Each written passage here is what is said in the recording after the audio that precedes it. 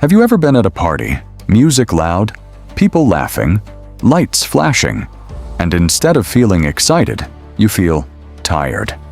Not bored, not angry, just drained. You look around and wonder how everyone else seems energized, how they move so easily through the noise, how they laugh without effort. Meanwhile, your brain feels like it's running a marathon, and the strange part is, you can't explain why. But here's what most people don't realize. Every human nervous system has a preferred level of stimulation. Some people feel alive in chaos, others feel safe in calm. Psychologists call this optimal arousal theory, the idea that we all have a different sweet spot when it comes to excitement and input. For some, that sweet spot is loud music, fast conversations, unpredictability.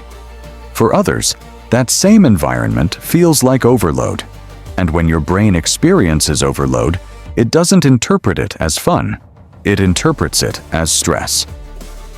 Many people think disliking parties means you're shy, but introversion isn't fear. The concept of introversion was originally described by Carl Jung, who explained that some people direct energy outward toward people and activity, while others direct energy inward toward thoughts and reflection. Extroverts gain energy socially. Introverts spend energy socially. So when you're at a party, your brain is constantly working, reading faces, interpreting tone, filtering background noise, adjusting your behavior. Even if you're smiling, even if you're participating, your battery is draining slowly, silently. Some brains process stimulation more deeply than others. There's a personality trait known as the highly sensitive person, researched extensively by Elaine Aron. Highly sensitive individuals don't just notice their environment, they absorb it. The music isn't just sound, it vibrates through them. The tension between two strangers isn't subtle, it's obvious. The shifting mood of the room isn't background, it's loud. Their brains process more information, more intensely, and more deeply, which means faster exhaustion, not because they're weak, but because they're aware. Now imagine this.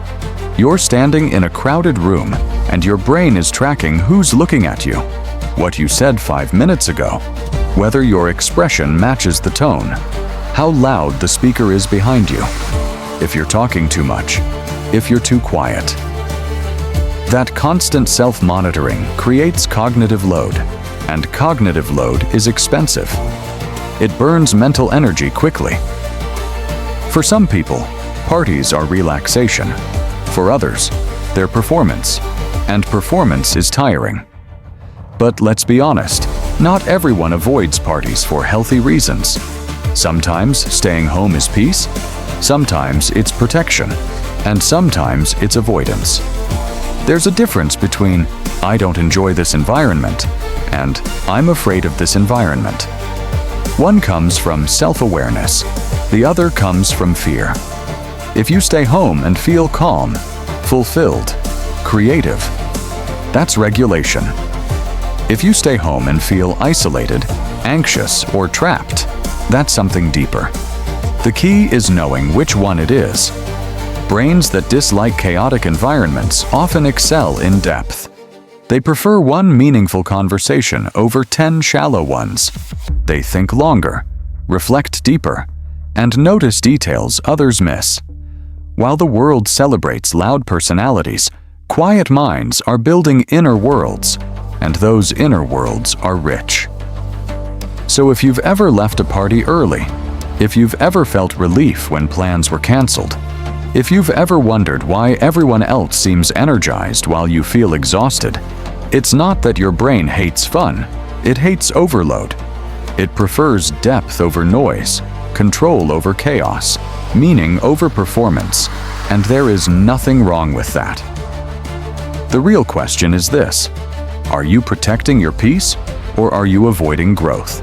Because when you understand the difference, you stop apologizing for how your brain works, and you start designing your life around it. If this felt personal, you're not alone.